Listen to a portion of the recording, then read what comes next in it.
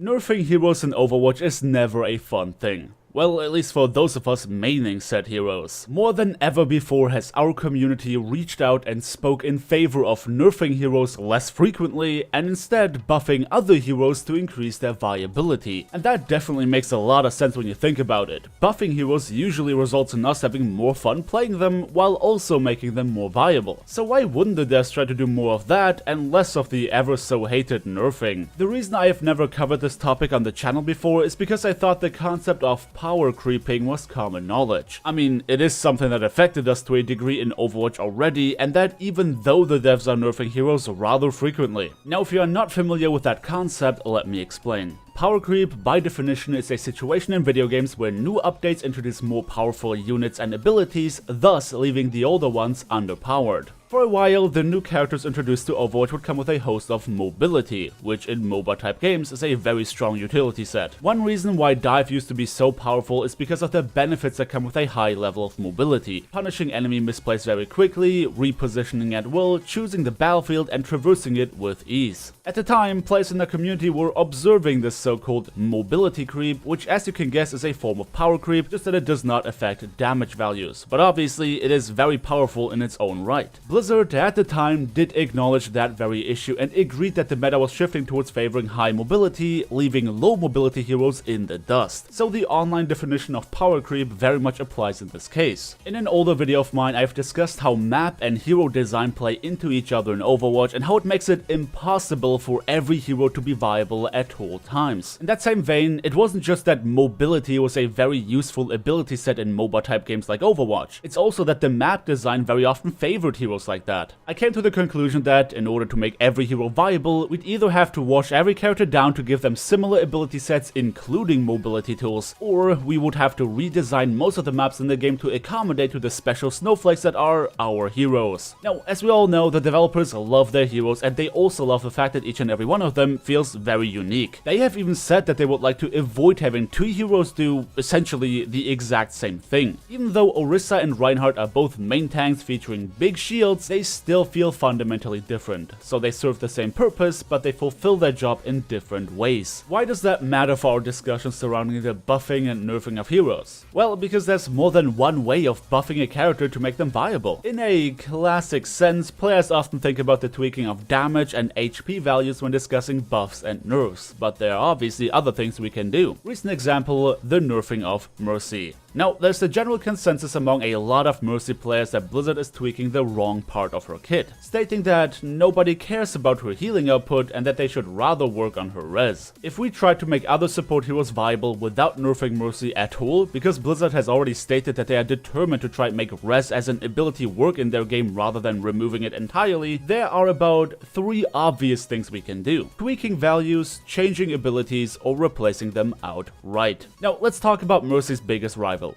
Ana. As a main support, she has been overshadowed by Mercy for a very long time, to an extent where she's been called a throw pick. Ana has a very high healing output with very powerful utility added to her kit. So how do we buff Ana to make her competitive next to Mercy? We as average players could suggest to either tweak some of her values, like increasing her healing output, or we have to make her utility comparable to Mercy's. The problem is that Mercy's utility consists of resurrection, arguably the most powerful ability in gaming, period. If you think about what Ana has to offer with her Bionate and Sleep Dart, both of these are extremely powerful abilities in their own right. So the fact that still nobody wants to play her shows us how much they value Mercy's res, right?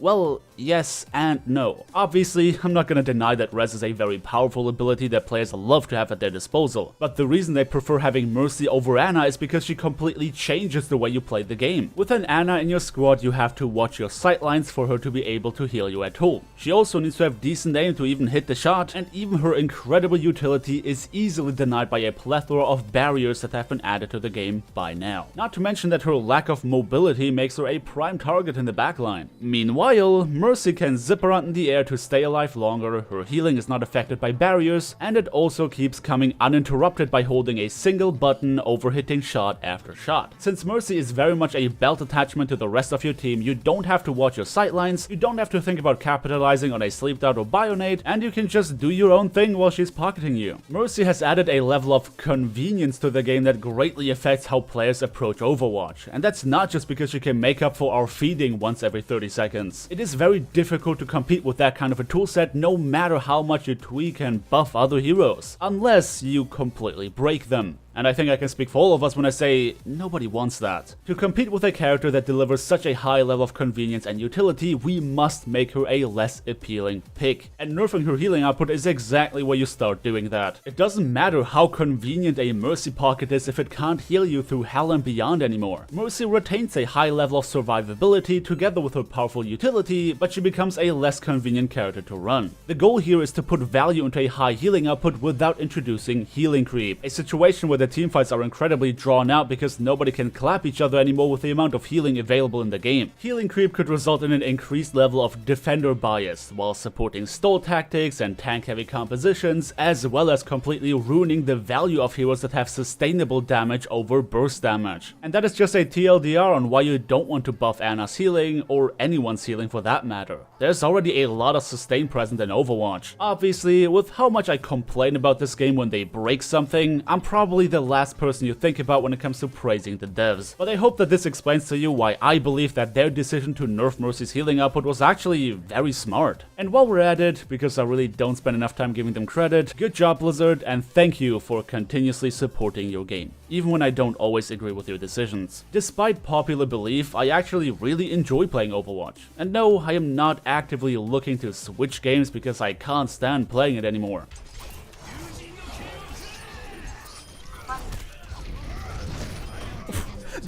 Did you see how broken this fucking video game is?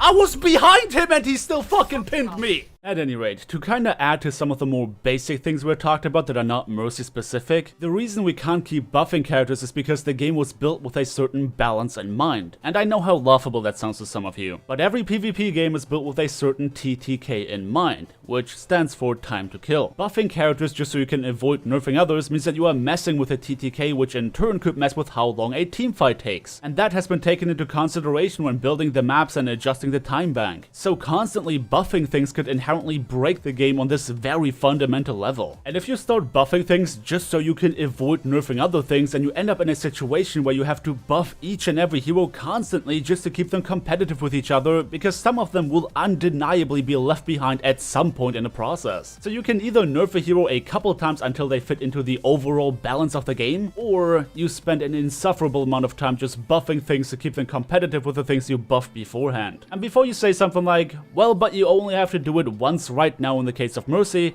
please think about the chain reaction that this could have. Even if we don't talk about tweaking values and potentially introducing a healing creep, which again would affect every hero in the game together with how we play it period, remember what replacing an ability did to Hanzo? They turned a character that occasionally one-shots other heroes into one that virtually one-shots them all the time, and added mobility on top of that. Bottom line is that nerfing is not a last resort kind of practice that should only occur in emergencies. It is a very typical thing to do in games that are live services, especially ones that keep adding new characters with entirely new toolsets. Sometimes a hero is problematic for reasons other than what meets the eye. Yes, res has been a point of contention for a long time, but that doesn't mean it will always be the big culprit. It's possible for something like this to cloud our judgment of what could truly be the case. So many of us were complaining about the hiding Mercy that brought back her entire team that it's difficult for us to even realize that her healing output creates a big problem together with the rest of her kit. Mercy made us complacent. She's a don't worry kinda hero that erases our mistakes and always follows us around to make sure we can do what we do. We have grown out of game sense intensive playstyles because Overwatch is a much more convenient experience with a Mercy in your pocket. But it has also become so natural to us by now that we don't even perceive it to be an issue. A lot of things in games in general, but specifically in Overwatch, are closely entangled in a way that many of us don't realize. How healing and damage output relates to the TTK, and how the TTK relates to map designs and time banks. In that same vein, we can't just look at the net amount of healing that our characters provide. We have to look at how they achieve these values. Some of them do it with ease in relation to their toolkit, and others do it under great pressure. And all of these things have to be kept in mind before talking about what could be the specific issue and how we should approach it,